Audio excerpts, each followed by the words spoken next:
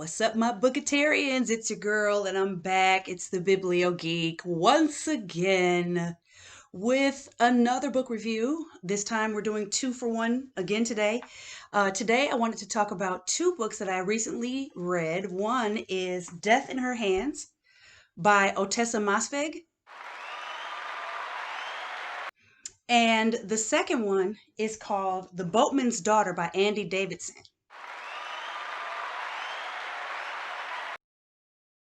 So the first one is Death in Her Hands by Ottessa Moshfegh. This book isn't what I thought it was going to be. I'm going to be honest with you. I thought it was going to be kind of like almost like a cozy mystery, and it was so not that.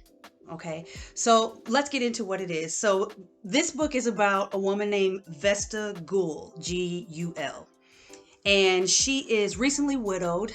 Her husband Walter dies sometime recently before the book opens up. So what she's doing right now is she has packed up everything, packed up the house, sold the house where her and her husband lived, and has moved into a remote, like a small town, and is living in kind of like a cabin. It's almost like an abandoned cabin that she's fixing up and living in the woods, just her and her dog Charlie. Now her husband, we don't really know that much about him in the beginning. We know that they were married for a while. We know that she misses him terribly and that she really loved him. And she speaks of him in glowing terms and things like that at the beginning of the book. We also know that he was of German descent. She mentions that a couple of times. And we also know that he was a scientist and an academic. He was a highly intellectual man. Financially, the two of them were living rather comfortably, and they were a very social couple, and he had a lot of dinner parties at their house where they would invite a lot of his contemporaries over, and they would talk and discuss academic things. Okay, so that much we do know. We also know that he died after a long illness, and that she watched him kind of deteriorate over time, and then that was very difficult for her. That's just some background information, all right? So that's where we find Vesta at the beginning of this book. When the book opens up, she is walking her dog Charlie through the surrounding woods by her house, by her cabin. And there's a rarely known or rarely used path that leads from her cabin straight through the woods and kind of around the area. So she is walking her dog, and she comes across this note that is anchored to the ground by these smooth black stones. And let me read to you what the note says. Her name was Magda. Nobody will ever know who killed her. It wasn't me. Here is her dead body. Okay, so there's a note, and the note says that there's supposed to be some kind of a dead body, but there is none. There's not only no dead body, there are no signs that there ever was a dead body anywhere in the area. There are no footprints. There's no sign of a body being dragged. Everything looks pretty natural and, normal. It doesn't look like there's been any sign of distress, that there has any. It really doesn't look like there has been anybody on that path other than Vesta and her dog. So she is intrigued. Let's just put it that way.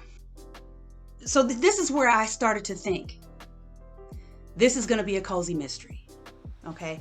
This is going to be one of those cutesy little books where a woman she's kind of like, she has no background in criminal justice, investigation or anything like that, but she stumbles upon the killer. Okay. So kind of like a Miss Marple type, but with a dog. And I'm thinking, okay, so that's what this is going to be. No, it is not. Okay. As a matter of fact, this book is more of, it's more of a psychological thriller than it is a mystery. And as a reader, you are pulled into the inner landscape of Vesta's mind. So really, the only interaction that the reader has throughout this book is with Vesta. Vesta is the narrator. Vesta is the screen through which we see her world. And as the book goes on, she becomes less and less reliable. And the reader starts to see breaks in her psyche and starts to see kind of small things kind of peeking out about her personality. And then little bits of truth start to pop out as well about her marriage and who her husband Walter was and how he treated her. So we start to see, as the book goes on, we start to see some things in her behavior that are kind of suspect, and some things in her thought process that are suspect, and some things in her marriage that are suspect. Okay. And we see sometimes, because the thing with Vesta is that Vesta seems to be so self-centered that she often misses cues from the people she interacts with. Okay, so there are, even though she's alone most of the time, where it's just her and her dog, every so often she'll run into a neighbor or someone who lives in the small town nearby, and their reactions to her are always very strange, as if there was a history and that something had happened before this book even opens up, and we're not, there's no background information given to the reader. So one of the things that she reveals, and I'm going to read it to you, one of the things she reveals about herself that starts to make her look a little suspect. And like I said, as the book progresses, you start to see who she really is, what she really thinks, and some of the things that she says are, just flat out disturbing. I have a tab here where she has an interaction with this woman in a public bathroom. Okay. She goes in to use a public toilet, and in the stall next to her, there's a woman. The woman in the stall next to her asks her if she found a set of car keys in her stall. Okay. And so Vesta tells her, no, there are no car keys in here, So, when Vesta comes out of the stall, she sees the woman standing at one of the sinks. And so she describes her. She says, I opened the stall door. The woman was large, but not obese like the fat ones. She was only chubby. From behind, she reminded me of a clapping seal, the way her buttocks flattened, her hands raised as if in prayer at her chest. She leaned against one of the two sinks there. The blur of her reflection in the fake mirror was white and red. Her hair was dyed and coiffed with hairspray. It was not a nice head of hair, but it was clear that attention had been paid to it, as had the selection of the floral print dress, pastel watercolor pansies on a pale blue background.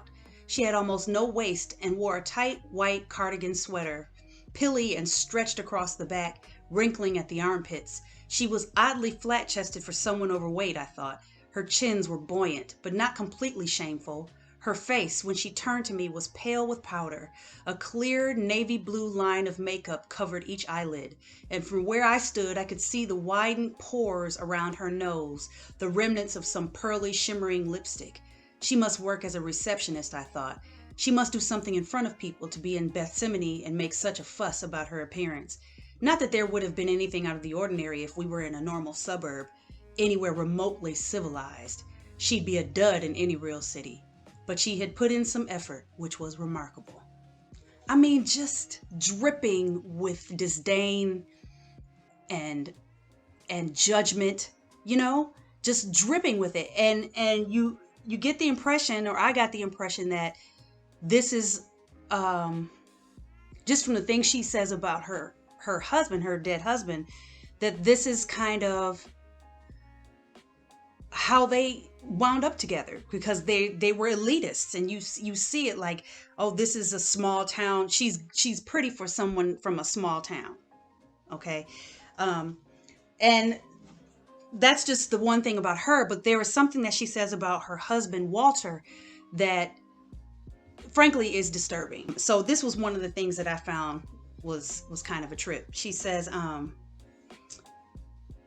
Walter was always poking fun at my thinness, comparing me to other women around, or once humiliating me for being slight, bony, flat-chested, and them for being fleshy, big-bosomed hogs. He didn't mean to be cruel. That was just his sense of humor, a bit like Magda's. It was hard to have friends without making Walter feel I was conspiring against him. I think he felt left out. He could sense most people didn't like him. People are idiots was how he rationalized his loneliness. Sometimes he complained that being as intelligent as he was made it difficult to feel truly accepted. People are frightened, he said. Peasants, he deemed them. Occasionally he read someone else's scientific work and claimed to be comforted that he was not the only intelligent being on the planet. What he thought of my intelligence, I never deigned to ask. He knew perfectly well why his personality was so displeasing. At the few dinner parties I gave in Monmouth, Walter was on his best behavior. He knew how to impress the people he hoped would fund his research, or a dean who was about to hire a new professor Walter didn't like. In those cases, he could be charming and acted the perfect husband, holding me around the shoulders, kissing me on the hand in a secretive way to tell me how beautiful the food looked. Gracious, handsome, so handsome. A handsome man must be terribly cruel to generate such discomfort in the people around him. Had Walter been ugly, he'd have been despised. The folksy people of Monmouth were easily swayed by fancy looks. They were too afraid of seeming prejudiced to be unkind to him. Walter, the handsome German. Okay, so we start to see there that there's some abuse there, where there was another part in there where he talks about where he would break down her looks and pick apart the things that were wrong with her, and say them to her face. And he would say, oh, your lips are too thin, or your eyes are too, I'm giving examples. These aren't from the book, but your eyes are too far apart, or something like that. And then he would try to clean it up at the end and say, but all together, they're beautiful, stuff like that.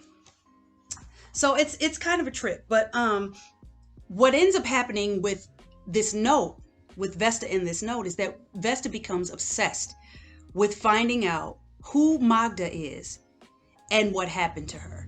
Okay, so that's really what drives this book, is her trying to find out who Magda is, where she is, and who wrote the note, and how could she find out who wrote the note and what happened. So that's really the book. It is a slow burn. Okay, a really, really slow burn.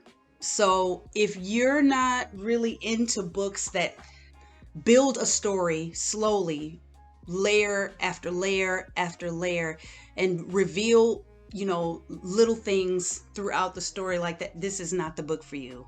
It's not. Especially because of the ending. And I don't want to give anything away, but the ending, I'm still trying to figure out what I think about it. I don't know, because I'm going to be honest with you. When I got to the end of the book, I was just like,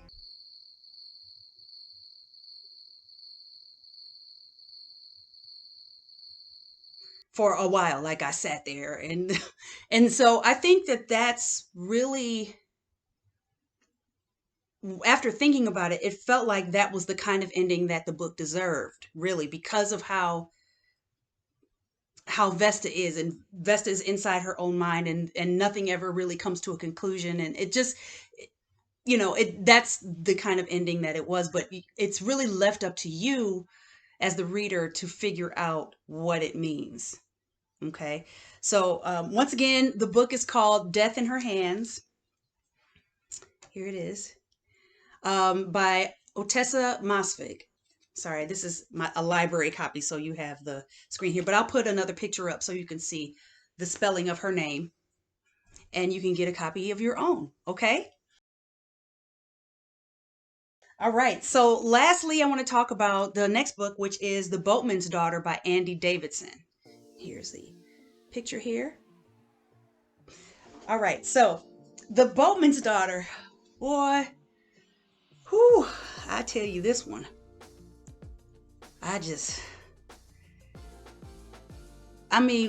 you ever come across a book that had all the things?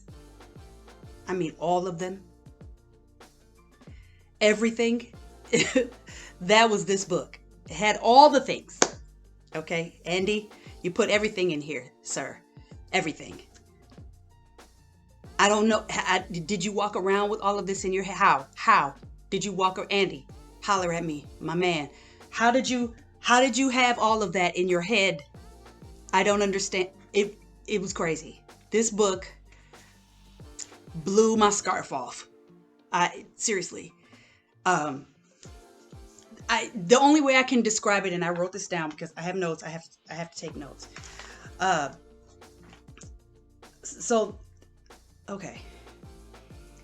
The book is about Miranda Crabtree. She's a young woman who, as a child, witnessed her father's murder. Hiram Crabtree is her father. She had accompanied Hiram on an errand with, it was her father, and a witch named Iskra, a Russian, I think she's of Russian descent. Okay, so where this happens is like bayou area, okay? Throughout the book, there are people who use boats to get around, like they use the waterways to travel and stuff. So they're on a boat and they go to the witch's Iskra's hut, and when they go in there, the father Hiram and the witch try to save the life of a baby who was killed by his father, the father is a guy named Billy Cotton. I'm trying, y'all. Billy Cotton is the psychotic leader of a religious cult called Sabbath House. Okay. Billy Cotton killed his wife and child right after childbirth. And the witch comes to get the baby, and somehow Hiram ends up getting killed. Okay. So that's background. We skip ahead to Miranda as a young woman. Miranda is now a drug runner. Let me get this straight. She is a drug runner with a little person. He's a dwarf named John Avery, who run drugs. John Avery also is a member of Sabbath House. He's one of the last members of this cult, because I guess most of them have left because they realized that Billy Cotton was psycho. So they left, but John Avery is holding on to God's unchanging hand. He ain't leaving. He still believes. Okay. All right. So John Avery and Miranda are running drugs with this boat up and down this river, or these riverways or whatever, these waterways, for a one-eyed, y'all, I'm trying, running drugs for a one-eyed white trash crooked cop by the name of Charlie Riddle. And they explain how he ended up with just the one eye too. That's a whole nother story. And now Miranda is living with Iskra in her hut or cabin or whatever in the woods or nearby the cabin with a deformed boy named Littlefish, who turns out is the child that Billy Cotton tried to kill. Okay, I guess because he was born deformed or whatever. So now Littlefish is like, I don't know, maybe 11, 12. I can't really tell how old he is. And he doesn't speak, so he speaks in sign language. All right, so just to recap, we got a drug-running young woman with a deformed child who doesn't speak, who lives in the woods with a witch of Russian descent, and they run drugs for a one-eyed crooked member of law enforcement with a dwarf.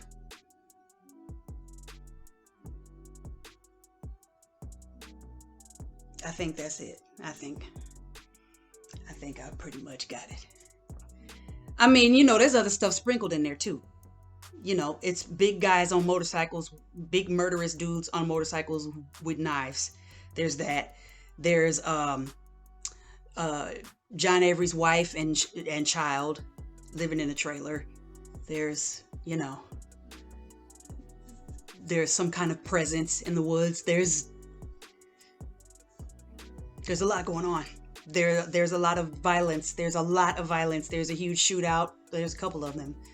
actually, a couple of shootouts, a couple of not car chases, but a lot of peeling off of cars, peeling off.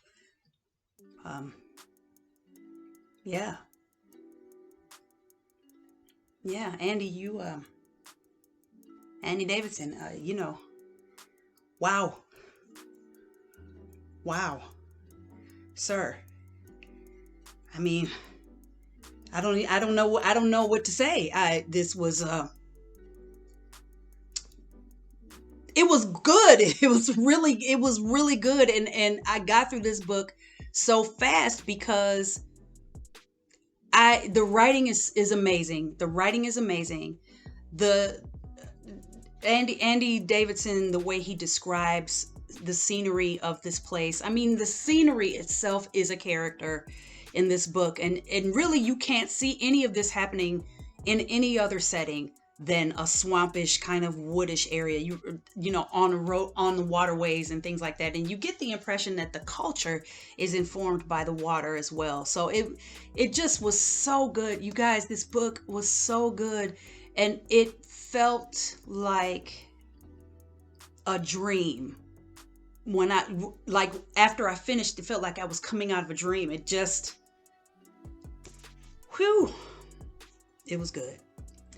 Once again, if you are sensitive to violence, do not read this book, because there's a lot of it in here. There's a lot. Okay, it's very graphic, so I'm just warning you. But if you're not like me, such a good book. Such a good book. Wow. Whew. Okay, so that's all I have for you today. Holler at me, like the video, give me a comment if you've read either one of these books, or if you're interested in reading them. Let me know what you think. And then too, if you have a book that you want me to review, put it down in the comments, let me know. Also, make sure that you subscribe to this channel and hit the bell so you can get a notification whenever I post a new video. And I will see you all soon. Thank you so much for joining me, and I will see you soon. Bye.